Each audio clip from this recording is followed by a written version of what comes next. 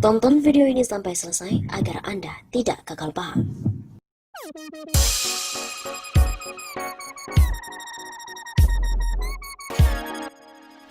Surat terbuka untuk Jokowi.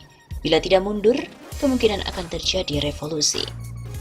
Tidak menutup kemungkinan adanya revolusi rakyat jika Presiden Joko Widodo tidak mundur dari jabatannya. Bila tak mundur, bukan menjadi sebuah keniscayaan, akan terjadinya gelombang gerakan revolusi dari rakyat dari seluruh elemen masyarakat. Begitu kata Panglima Serdadu X Trimatra Nusantara, Ruslan Buton, dalam surat terbuka kepada Presiden Jokowi. Kata Ruslan Buton, Jokowi mundur dari jabatannya untuk menyelamatkan negara kesatuan Republik Indonesia sebelum kedaulatan negara benar-benar runtuh dan dikuasai asing, terutama oleh Cina Komunis. Ruslan Buton juga mengatakan berbagai kebijakan Presiden Jokowi selalu melukai dan merugikan kepentingan rakyat, bangsa, dan negara. Yang lebih mengkhawatirkan lagi adalah ancaman lepasnya kedaulatan negara Republik Indonesia yang sangat dicintai. Suka atau tak suka, di era kepemimpinan saudaralah semua menjadi kacau balau alias amburadul dalam segala hal. Entah karena ketidakmampuan saudara atau bisikan kelompok yang memiliki kepentingan yang tidak dipahami, atau mungkin karena Anda telah tersandra oleh kepentingan elit politik. Menurut Ruslan Buton, lengsernya Jenderal Besar Soeharto bisa menjadi sebuah acuan atau referensi Presiden Joko Widodo untuk mengundurkan diri. Sebagai seorang negarawan, beliau dengan legowo menyatakan mundur dari tahta kepresidenan demi menghindari pertumpahan darah sesama anak bangsa. Dan beginilah lengkapnya dari surat terbuka untuk Presiden Joko Widodo. Kepada yang terhormat Saudara Insinyur Haji Joko Widodo, Assalamualaikum warahmatullahi wabarakatuh. Saya Ruslan Buton, mewakili seluruh rakyat Indonesia yang sangat prihatin dengan kondisi bangsa saat ini. Di tengah pandemi COVID-19, saya melihat tata kelola berbangsa dan bernegara yang begitu sulit dicerna oleh akal sehat untuk dipahami oleh siapapun. Kebijakan-kebijakan saudara selalu melukai dan merugikan kepentingan rakyat, bangsa, dan negara. Yang lebih mengkhawatirkan lagi adalah ancaman lepasnya kedaulatan negara, kesatuan Republik Indonesia yang sangat kami cintai ini. Suka atau tidak suka, di era kepemimpinan saudaralah semua menjadi kacau balau alias amburadul dalam segala hal. Entah karena ketidakmampuan saudara atau bisikan kelompok yang memiliki kepentingan yang tidak saudara pahami, atau mungkin karena saudara telah tersandra oleh kepentingan politik. Di sini saya tidak akan memaparkan kebijakan-kebijakan saudara yang lebih banyak merugikan rakyat, bangsa, dan negara. Sebagai bentuk etika berkomunikasi terhadap saudara dari saya yang kebetulan menjabat sebagai Presiden Republik Indonesia, Saudara Joko Widodo yang saya hormati, semua sistem yang berlaku di negeri ini bagaikan benang kusut yang sangat sulit untuk dirajut kembali. Oleh karenanya, dengan bahasa yang sangat sederhana ini, saya memohon dengan hormat agar saudara dengan tulus dan ikhlas secara sadar untuk mengundurkan diri dari jabatan saudara sebagai Presiden Republik Indonesia. Hal ini perlu dilakukan demi kepentingan bangsa untuk menyelamatkan negara kesatuan Republik Indonesia sebelum kedaulatan negara ini benar-benar runtuh dan dikuasai asing, terutama Cina Komunis. Saya tahu ini adalah pilihan sulit, namun merupakan pilihan terbaik. Saudara seorang negarawan yang pastinya ingin membangun negeri ini. Namun harus jujur, saya katakan bahwa saudara belum memiliki banyak kemampuan untuk membangun bangsa yang besar berdasarkan amanat Undang-Undang Dasar 1945. Sehingga terjadilah kebijakan-kebijakan yang menjadi blunder politik yang sangat merugikan rakyat, bangsa, dan negara. Saudara Joko Widodo, sekali lagi saya sampaikan bahwa solusi terbaik menyelamatkan bangsa dan negara, kesatuan Republik Indonesia ini hanya ada satu. Saudara harus bersikap kesatria dan legowo untuk mundur dari tahta kepresidenan. Namun bila tidak, bukan menjadi sebuah keniscayaan akan terjadinya gelombang gerakan revolusi rakyat dari seluruh elemen masyarakat, seluruh komponen bangsa dari berbagai suku, agama, dan ras yang akan menjelma bagaikan tsunami dahsyat yang akan meluluhlantakkan para pengkhianat bangsa. Akan bermunculan harimau, singa, dan serigala lapar untuk memburu dan memangsa para pengkhianat bangsa. Sesuai amanat Undang-Undang Dasar 1945, Pasal 1 ayat 2, yang mengatakan bahwa kedaulatan adalah di tangan rakyat dan dilaksanakan menurut Undang-Undang Dasar. Saudara Joko Widodo, lengsernya Jenderal Besar Soeharto bisa menjadi sebuah acuan atau referensi untuk saudara lakukan.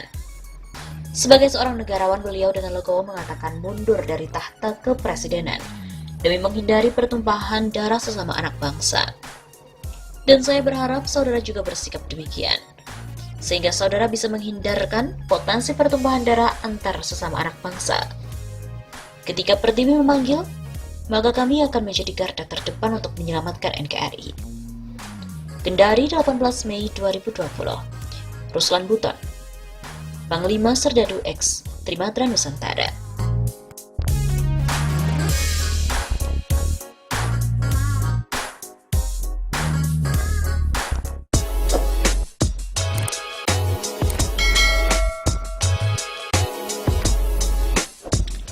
Ada beberapa skenario jika Joko Widodo lengser dari presiden akibat desakan dari rakyat Indonesia.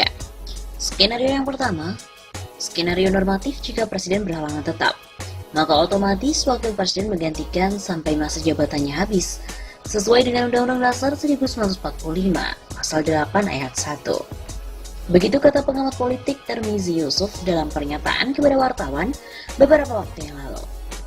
Kata Tarmizi, skenario wakil presiden Ma'ruf Amin menjadi presiden dapat terlaksana bila kondisi normal tanpa gejolak politik. Apalagi Ma'ruf bukan dan tidak punya posisi strategis di partai. Beda saat posisi Habibie pada tahun 1998. Dengan posisi politik Ma'ruf Amin saat ini, sulit diterima oleh partai politik. Posisi bergaining Ma'ruf Amin yang lemah menyulitkan skenario ini diterima semua pihak. Ungkap Tarmizi. Menurut Tarmizi lagi, skenario kedua, presiden dan wakil presiden dituntut untuk mundur secara bersama-sama, maka menurut Undang-Undang Dasar 1945, Pasal 8 Ayat 3, pelaksana tugas kepresidenan adalah triumvirat menteri, yaitu Menteri Luar Negeri, Menteri Dalam Negeri, dan juga Menteri Pertahanan. Dalam tempo selambat-lambatnya, 30 hari MPR memilih presiden dan wakil presiden baru yang diusulkan oleh partai politik atau gabungan partai politik.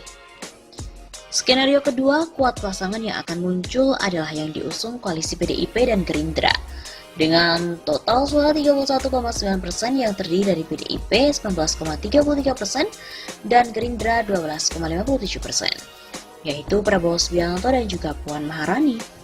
Butuh 19,1% untuk memenangi pemilihan di MPR.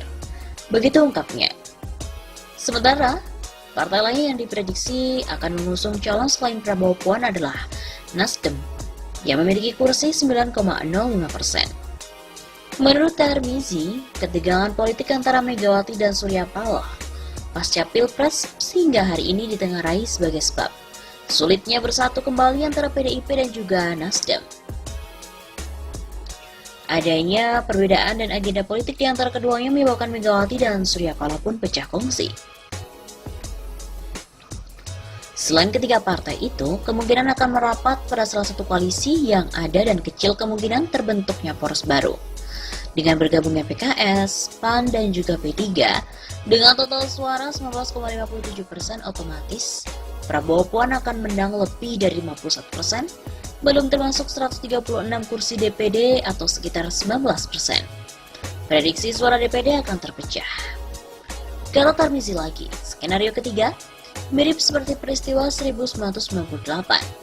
Terjadi chaos berkepanjangan sehingga Jokowi sebagai presiden mengeluarkan semacam super semar atau instruksi presiden tahun 1998 tentang Panglima Komando Operasi Kewaspadaan dan Keselamatan Nasional yang diberikan Soeharto kepada Wiranto. Gonjang-ganjing ABRI ketika itu diprediksi Wiranto tidak berani untuk menggunakan Impres tahun 98, seperti Soeharto menerima super semar dari Soekarno. Mungkinkah Jokowi saat terdesak menerbitkan hal serupa seperti Soeharto pada tahun 98? Impres bukan kepada Panglima TNI, melainkan perintah pemulihan keamanan kepada KSAD Jenderal Andika Perkasa. Kecuali ada pergantian Panglima TNI oleh Andika Perkasa dalam beberapa bulan ke depan.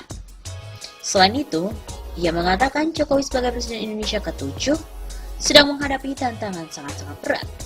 ekonomi terpuruk, korupsi merajalela, dan Omnibus Law, RUU Cipta Kerja bisa menyebabkan krisis politik yang berujung lengsernya Jokowi. Lalu bertahankah Jokowi? Lihat dan tunggu dalam beberapa bulan ke depan apa yang akan terjadi.